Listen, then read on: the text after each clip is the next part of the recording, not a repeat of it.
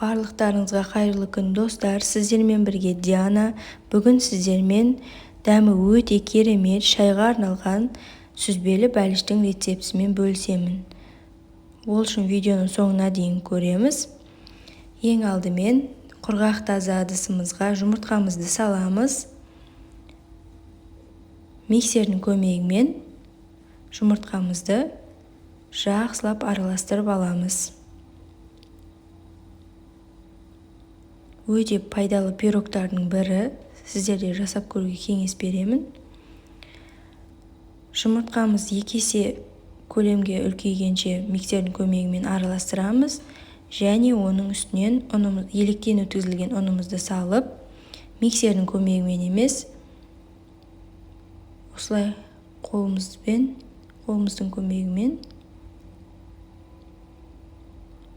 асықпай осылай жақсылап араластырамыз.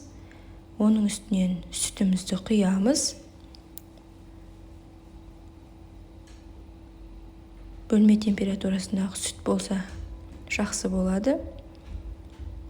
Сүтімізді құйғаннан кейін тағы да жақсылап осылай араластырамыз.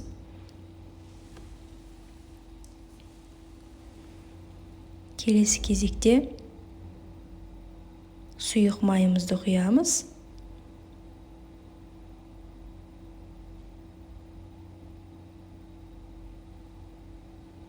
Тағы да жақсылап араластырамыз. Асықпай осылай жақсылап араластыру қажет. Шым-шым тұзымызды саламыз. Қопсытқышымызды саламыз. Және араластырамыз. Осылай үстіден астыға қарай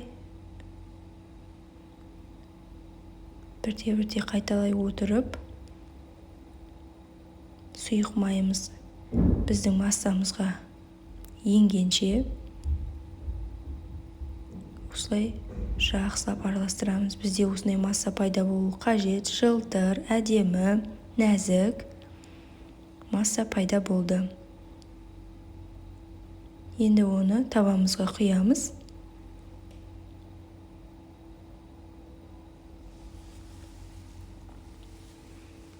Осылай табамызға құйып шығамыз. Келесі кезекте біз творожный массамызды жасайтын боламыз. Құрғақ таза ыдысымызға творогымызды саламыз. Творогымыз свежий. Блендерден өткізсеңіздер де болады. Творогтың үстінен қантымызды және бір жұмыртқамызды салып,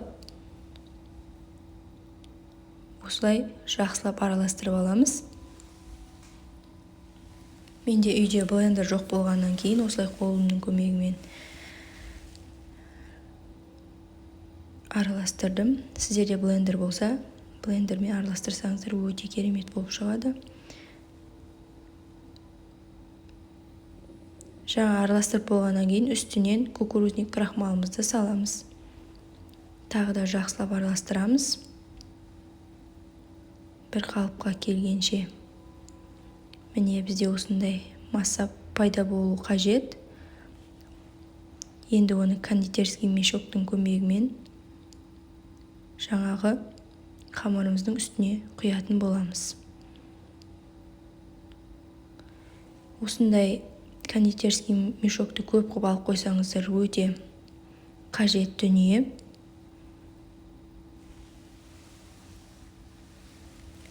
Осылай әдемі етіп пирогымыздың бетіне творожный массамызды құйып шығатын боламыз.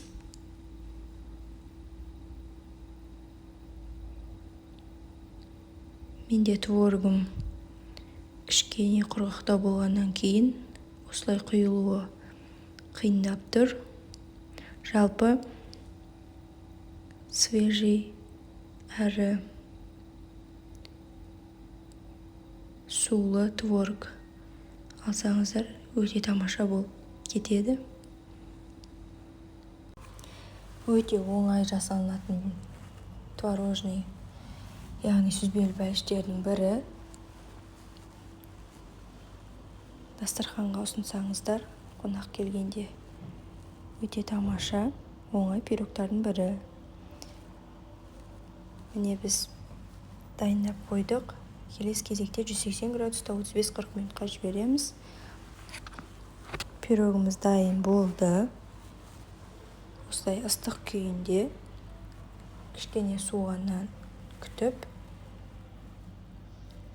бетіне осылай сахарный пудра сеуіп шықтым. Сіздер сахарный пудра ұнатпайтын болсаңыздар, сеппесеңіздер де болады. Оформление өз қалауларыңызша болады.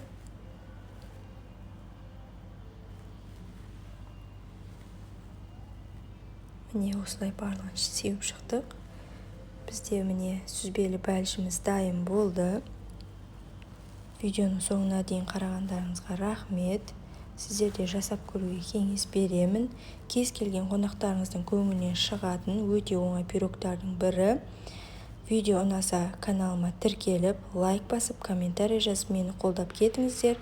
Жасап көріңіздер. Ас болсын, сау болыңыздар.